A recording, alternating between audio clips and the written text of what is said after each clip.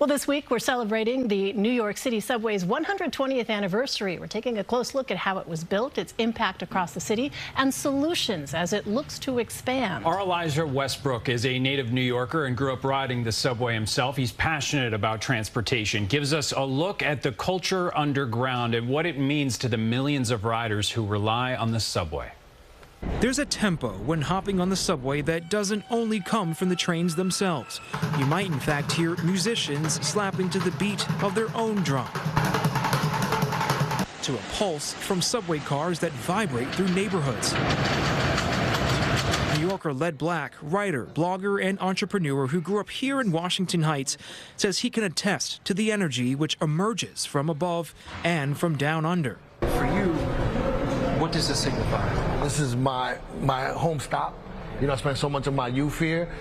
Coming to these walls and seeing the art on it it's always mind-blowing. He's talking about 191st Street on the One Line, the deepest subway station in the city that sparked his appreciation for the Iron Horse. The MTA says this station sits 173 feet below street level. Literally, the only way to access the platform from St. Nicholas Avenue is by elevator or traversing through this nearly 1,000-foot graffiti-filled tunnel from Broadway. Black has spent his entire life riding the subway and most notably remembers a different time when trains were a bit murky. Transit advocate Lisa Daglian will tell you the 70s were a rough stretch. They were gritty and they were dirty. So much attention has been paid to making sure that there's funding to keep up the infrastructure and also the look. But Black says in spite of its setbacks, I would say it's just integral, vital, and indispensable. I remember taking the 4 train and looking out the window, in the car and out the window, it was all this art. Not everyone saw the subway's image favorably. Crime also played a part, resulting in low ridership.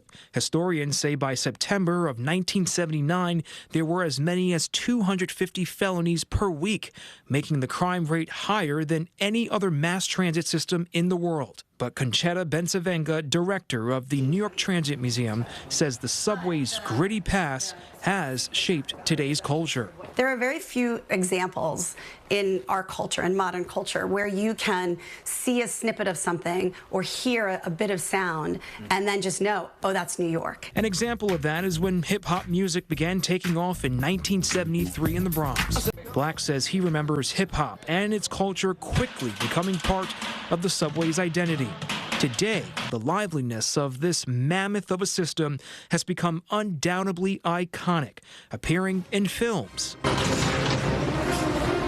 TV shows, music videos, and more recently in social media posts. There's a sense of community and I just think it's very efficient. And it becomes almost like a tapestry of the city, right? That like without the trains, like omnipresence, you don't really have a city. I'm Elijah Westbrook, CBS News New York. And Elijah joins us here in person on the couch. Happy Sunday, Elijah. Happy Sunday, yeah.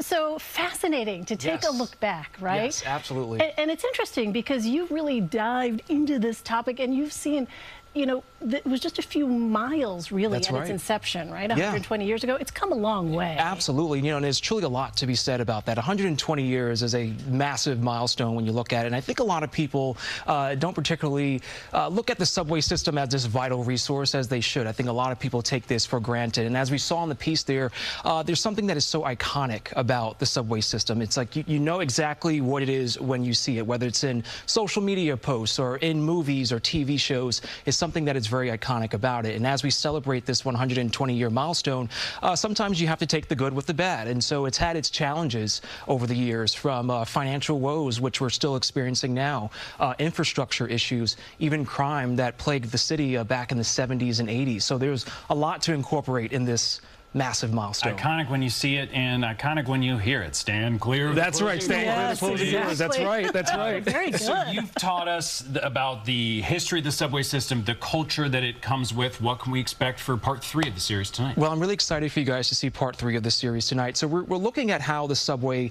has transformed neighborhoods, and having access to the subway is a vital part in getting around the 5 boroughs. So I particularly looked at the L and the 7 train. If you're familiar with those two lines, The 7 train goes from 34th Street Hudson Yards all the way out to Flushing, Queens. Then you have the L train that goes from 14th Street out to Canarsie. And I spoke to a guy named Nathan Blake. He lives out there in Canarsie, and he talks about how his neighborhood essentially is a transit desert. And without having access to that L train, it would be hard to get to other parts of the city. Can't wait to see So, it. yeah. It really sounds fascinating. Look for Elijah's special report tonight at 11. New York City subway, 120 years on the move. We'll be right back.